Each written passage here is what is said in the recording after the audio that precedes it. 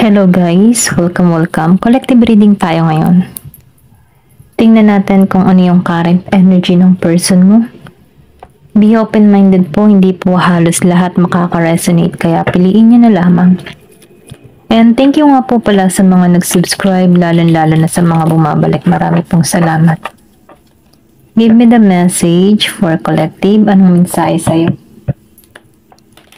Give me the message for collective. Ano yung mensahe sa'yo? Ano yung energy ng person mo?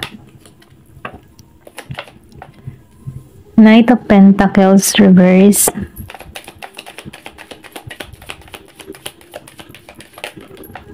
Okay. Knight of Swords reverse. Page of Wands. Give me the message for collective. Eight of Wands reverse. Give me the message.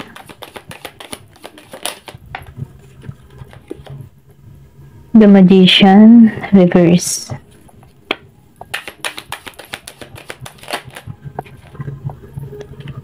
The Lovers, Queen of Cups, and Two of Pentacles.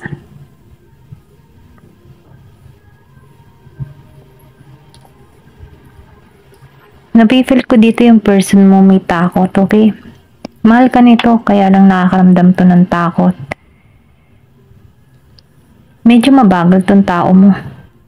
Meron ako nakikita dito ng Virgo, Capricorn, Taurus, Gemini, Aquarius, and Libra, Aries, Leo, Sagittarius, Scorpio, Cancer, and Pisces, and Gemini.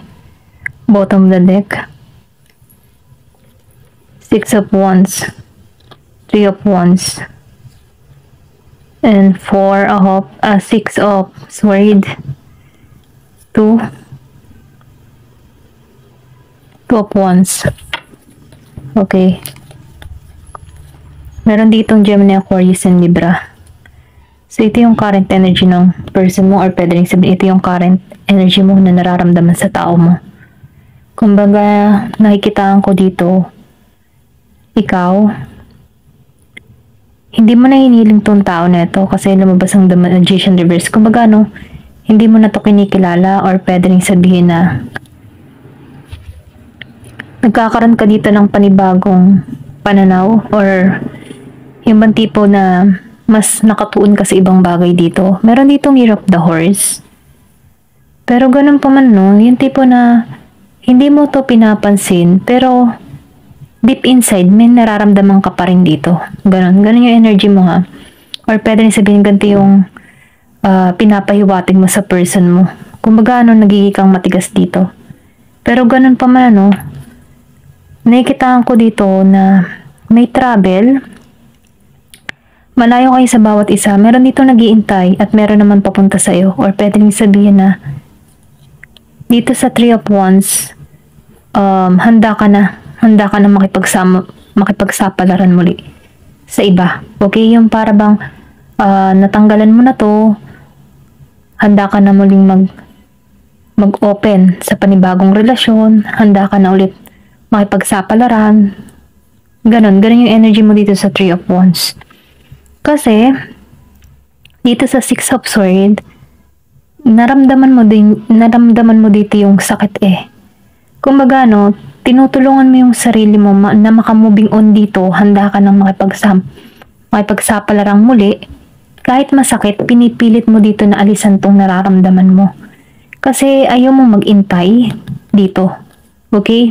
Meron ditong Two of Wands. Pwede rin sabihin na nasa ibang bansa ka, or pwede rin na may bala ka ditong mga ibang bansa. Okay? Nag-iintay ka na lamang dito ng tawag para makapagsimula ka muli. Okay? Ito lang nakikita ko dito sa Two of Wands. Naghihintay ka dito ng panibagong adventure para sa iyong sarili, or panibagong pakikipagsapalaran. Kasi, nafe-feel ko dito na hindi ka kinilala or hindi mo to kinikilala. Okay? Ito lang yung nararamdaman ko dito sa Six of Wands. Ayan. Meron kayong anak nito. Or pwede rin sabihin single mother, single father ka. Ayan. Kumbaga, no, nandun ka sa point na ako muna. Ganyan. Ako muna. Sarili ko muna. Ganon. Then dito, no, sa Knight of Pentacles and the Knight of Swords. Nafe-feel ko dito yung connection nyo. Mahirap eh. Mahirap yung sitwasyon or may pagka-agresibo yung person mo dito. Ito lang nafe-feel ko. Meron siyang ugali na hindi ka bang wala kayong pakikipagkasundo sa bawat isa. Kumaga nun, nahihirapan kang pakisamahan or pwede rin sabihin na hindi mo maintindihan kung bakit ganun ang ugali ng person mo dito sa Knight of Swords and Knight of Pentacles. Na-feel ko din dito, kung asawa mo to, nagkahiwalay kayo dito, and then nakikitaan ko dito na yung person mo may hindi niya ibinibigay yung responsibilidad niya bilang isang ina, bilang isang ama, mga ganun ba? Hindi siya nagsusustento, okay, hindi siya nagbibigay ng attention sa mga bata, mga ganun. Ito rin nakikita ko kasi itong person mo may pagka-selfish or pwede rin sabihin na buhay binata, buhay dalaga, ganun. Then dito sa Page of Wands, na-feel ko dito yung pagiging yang may pagka-childish tong person mo. Kaya nakaramdam ka dito ng iba't ibang emotion, naiinis ka, kasi kulang yung ibinibigay niyang suporta or pwede rin sabihin na hinayaan mo na lamang to, okay? Then dito sa Page of Wands, and sinabayan pa ng Eight of Wands, na-feel ko dito yung mabagal or pwede rin sabihin na bago pa to bumigay ng tulong sa'yo, no? Kailangan pa sobrang pilitin dahil sobrang bagal nito bago mag-respond sa'yo or bago kumilos sa'yo, sobrang bagal ng tao na ito. Ito lang yung nakikita ko. Kung may anak kayo nito, hindi siya nagbibigay, okay? Pero ganun pa man nakikita ko dito na mahal mo to. Mahal mo siya, kaya lang pagod ka na. Ganun. Para bang tipo na nakakapagod ka ng mahalin. Ganon. Dito sa The Lovers, Kasi andun pa rin yung emotion nyo eh. Kumbaga, maybe, ginigising tong person mo. Kaya lang, dahil lumabas dito yung Knight of Pentacles, before hindi siya nagbibigay ng attention sa'yo. Okay? At sa mga bata, kung meron kayong anak neto. Then, nafe-feel ko dito sa The Magician, para ka dito nawala ng pag-asa. Feelingless ka sa tao na to.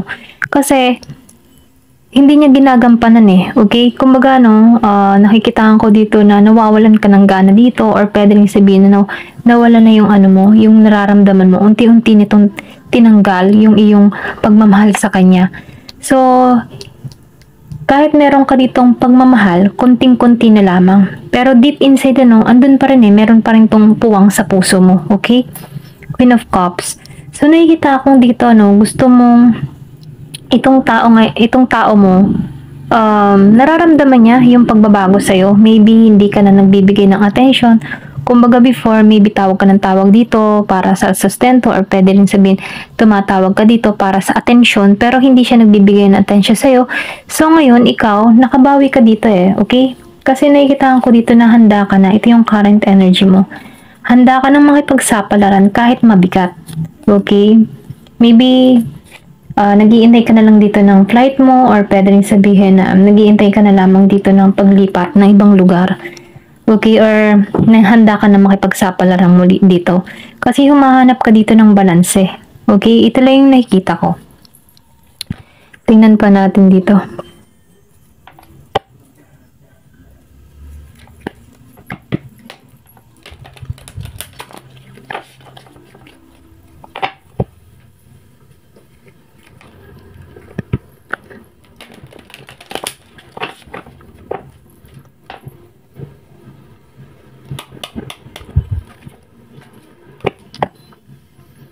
Give me the message. Ano po yung mensahe?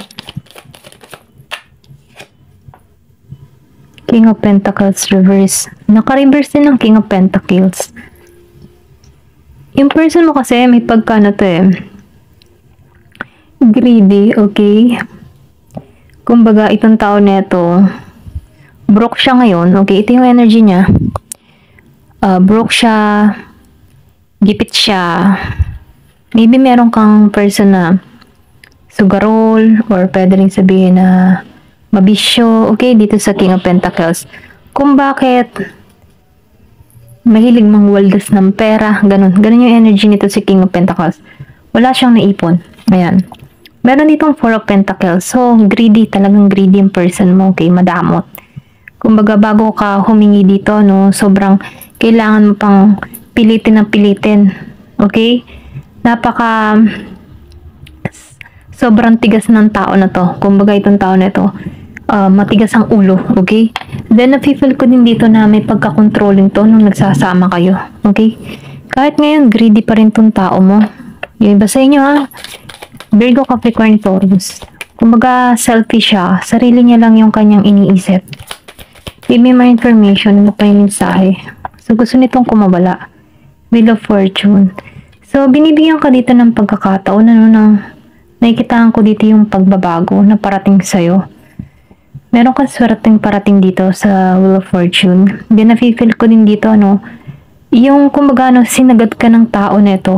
Na kung saan, yung pagiging sinagad niya lahat ng kabaitan mo, na-turn to sa positive patungo sa'yo, okay? May blessing na patungo sa'yo. Give me more information. Ano pa yung mensahe? The Moon. So, nafe-feel ko dito, nagiging kang totoo sa sarili mo dito sa The Moon.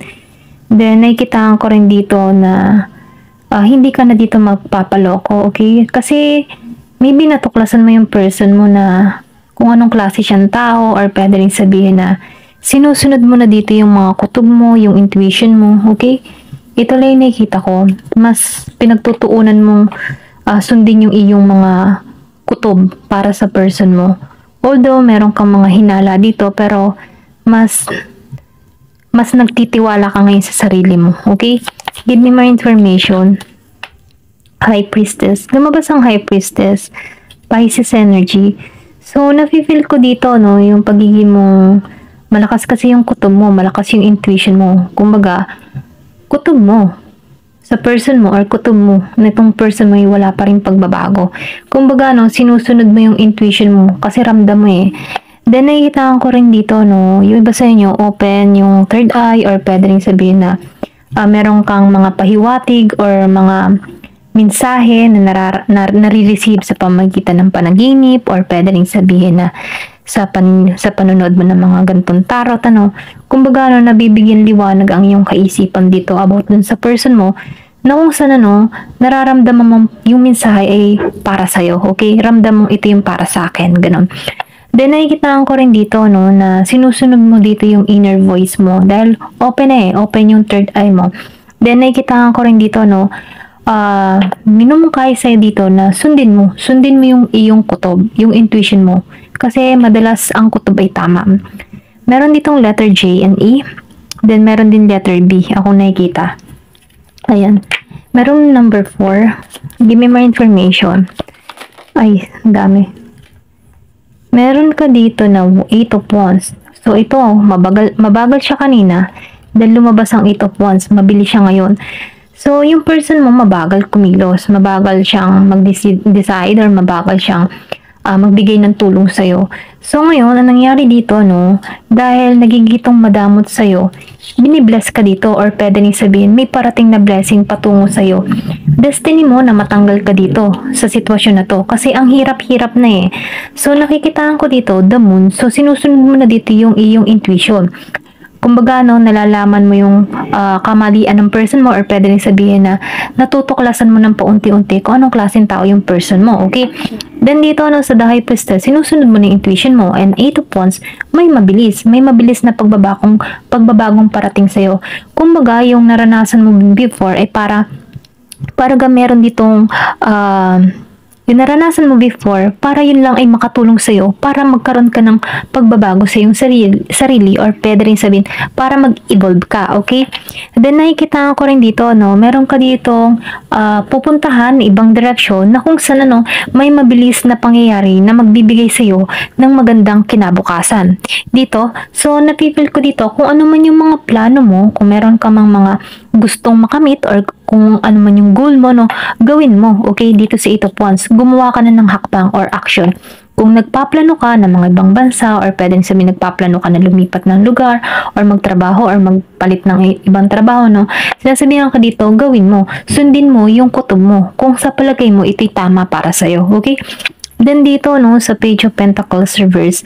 So, yung iba sa inyo, no, nakikitaan ko dito na wala ng trabaho or pwede rin sabihin na unti-unti ka ngayon nawawalan. Pwede rin sabihin yung person mo ito, okay? Virgo, Capricorn, Taurus. Meron din ako nakikita dito na Aries, Leo, Sagittarius, okay?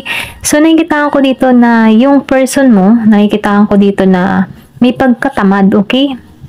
Queen of Pentacles of Rise. So, dito ka papunta, no? Meron ditong Year of the Rabbit akong nakikita. Okay. Queen of Pentacles. So, nakikitaan ko dito, no? Minumungkahi sa'yo maging practical or pwede rin sabihin na protektahan mo yung sarili mo. Kasi ikaw yung tipo ng tao na mabait mapagbigay ka Sobra kang mapagbigay. So, tinutulungan ko dito na maging grounded ka, okay? Kumbaga, yung attention mo or yung kabaitan mo, ibigay mo lamang sa mga taong mabuti rin sa'yo, okay? Kumbaga, no, kasi yung iba dito, tinitik advantage yung kabaitan nila. So, tinutulungan ka dito na magkaroon ng limitasyon para sa iyong sarili, okay? Ito lang yung nakikita ko. Give me more information. So, the Empress. Meron ditong the Empress. So, nafe-feel ko dito, no, dito ka patungo sa the Empress. May ka ditong grounded, may kang stable, kasi practical ka okay? Then, nakikitaan ko dito sa the Empress, ikaw yung mabuting magulang, okay? Then, nafe-feel ko din dito na yung pagiging mong mabuti, ito yung magdadala sa iyo ng tagumpay. Ito yung magdadala sa iyo ng maraming blessing. Kasi hindi ka naging madamot or hindi ka nagbigay ng sama ng loob, okay? Or pwede rin sabihin na gumawa ka pa rin ng mabuti sa person mo kahit inabuso ka, okay? Or kahit dinaya ka dito. So, nafe-feel ko dito yung abundance na parating sa'yo. Nakikitaan ko dito na maraming ideas na papasok sa kaisipan mo na kung saan yung mga ideas na ito ay makakatulong sa iyong sitwasyon, okay? Kung ano man yung mga plano mo or kung ano man yung mga binabalak mo, kung may balak ka mga ibang bansa or mag-apply, sinasabihan ka dito may tagumpay na naghihintay sa'yo, okay? Kung ano man yung plano mo, business o ano pa man ipanalangin mo syempre, una sa lahat, magdasal at manampalataya sa Diyos, okay? Na nawa yung iyong mga pangarap or kung ano man yung iyong minimithi or mga plano, imungkahi mo sa Kanya kasi siya yung magbibigay sa'yo ng dire-diretsyong gantimpala. Okay? Ayan, hanggang dito na lamang po. Thank you for watching. Love and peace.